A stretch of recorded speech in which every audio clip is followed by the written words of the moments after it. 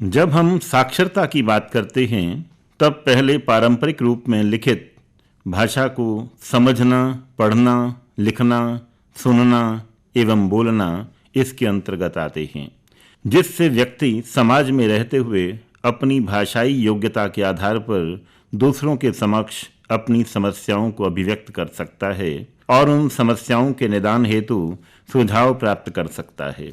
अतः अपनी मातृभाषा में पढ़ना, लिखना, समझना, सुनना, व्यवहार कर पाना साक्षरता का मूल आधार है।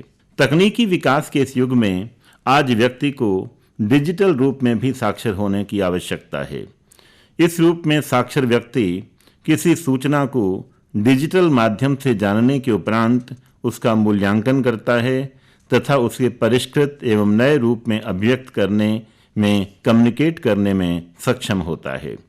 इसी आधार पर ऑनलाइन शिक्षा भी आज की आवश्यकता बन चुकी है। डिजिटली जागरूक व्यक्ति बदलते हुए इस विकासशील समय के साथ इंटरनेट, स्मार्टफोन जैसी सुविधाओं का सम्यक रूप में उपयोग करने की क्षमता रखता है। डिजिटल पेमेंट के लिए आजकल नकद की अपेक्षा नए प्लेटफॉर्म, नई सुविधाएं उपलब्ध हुई हैं, जैसे debit card, credit card, internet banking आदि। इनसे समय और धन की बचत हो रही है, लेकिन आवश्यकता है इसके प्रति सचेत रहने की। हमारा पैसा कहीं अनधिकृत हाथों में न चला जाए। हमने इंटेलिजेंस और क्षमता को बढ़ाने के लक्ष्य से टेक्नोलॉजी पर काम किया है। भले ही ये सब विश्वसनीय एवं सुरक्षित दृष्टि से हुआ है, लेकिन जब टेक्नोलॉजी अनेक लोगों के संपर्क में आती है तब उसके संबंध में सकारात्मक एवं नकारात्मक दोनों दृष्टियों से देखना प्रारंभ हो जाता है। कई बार फ्रॉड कॉल, हैकर या धोखेबाजों के माध्यम से फ़ोन आते हैं। वे हमसे कुछ जानकारी प्राप्त करना चाहते हैं और हमारे डिजिटली जागरूक न होने के कारण हमारे बैंक अकाउंट खाली हो जाते हैं।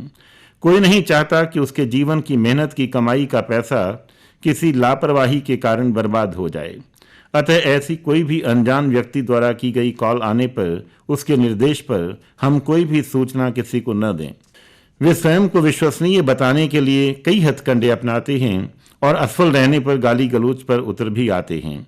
ऐसे में उचित यही है कि ऐसी किसी कॉल पर ध्यान न दिया जाए।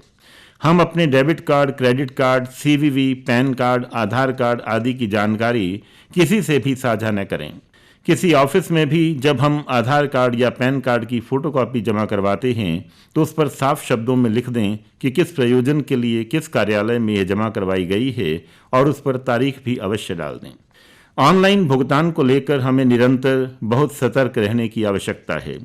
गूगल, यूट्यूब, फेसबुक, व्हाट्सएप या कोई भी अन्य डिजिटल अकाउंट जब हम बनाते हैं या क्रिएट करते हैं उसमें हमारी सारी व्यक्तिगत जानकारी रहती है।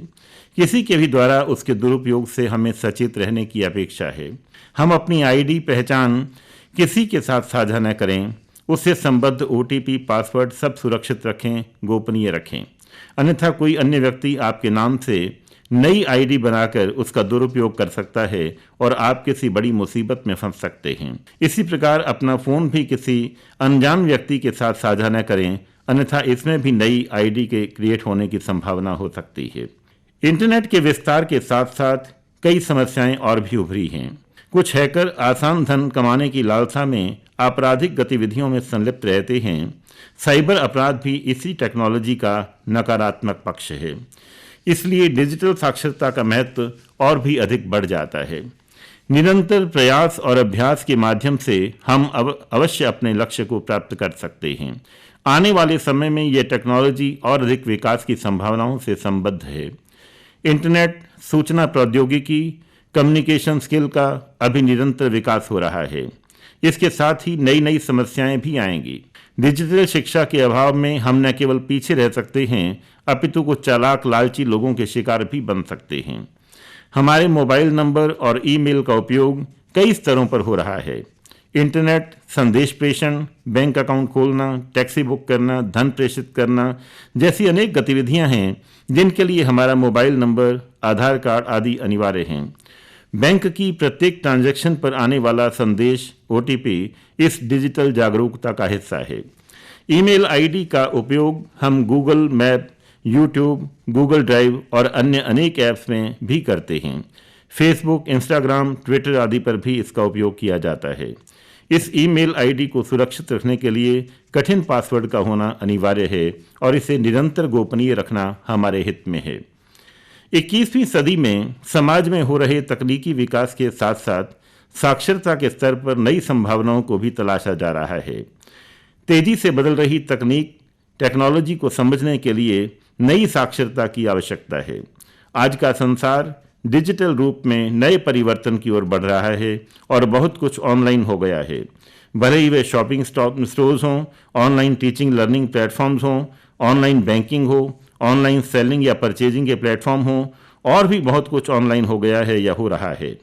इस सब के दृष्टिगत मनुष्य के पास ऐसी स्किल या योग्यता होनी चाहिए कि वह जीवन के हर क्षेत्र में आईसीटी का उपयोग करते हुए सटीक सूचना की खोज कर उसका मूल्यांकन कर सके और अपनी तकनीकी प्रतिभा एवं रचनात्मकता का परिचय देते हुए उसको सम्यक रूप में अभिव्यक्त करने में सक्षम हो।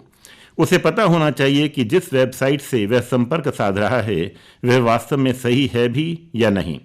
उस वेबसाइट पर ऑनलाइन कैसे ऑर्डर करना है, कैसे भुगतान करना है, यदि उसने पढ़ाना है तो किस प्लेटफॉर्म का उपयोग करते हुए सफलतापूर्वक पढ़ाया जा सकता है। विद्यार्थी हैं तो कैसे उन्होंने ऑनलाइन अपने स्किल का उपयोग करना है। बैंकर को किस नए प्लेटफॉर्म को अपनाना है। आज के लिटरेट व्यक्ति की अर्हताएं निरंतर बदलती जा रही हैं।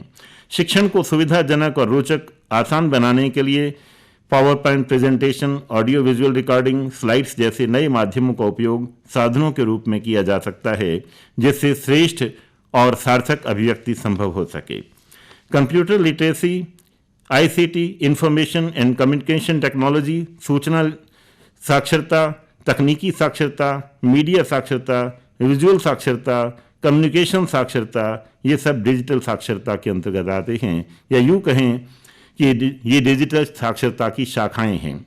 विकसित देशों की संस्कृति में डिजिटल साक्षरता को पर्याप्त रूप में स्थापित किया जा चुका है। वे इस तकनीक के आधार पर इसकी सहायता से अपने सभी कार्य संपन्न करते हैं और शीघ्रातिशीघ्र ऑनलाइन होने के लिए प्रतिबद्ध हैं या प्रयासशील हैं।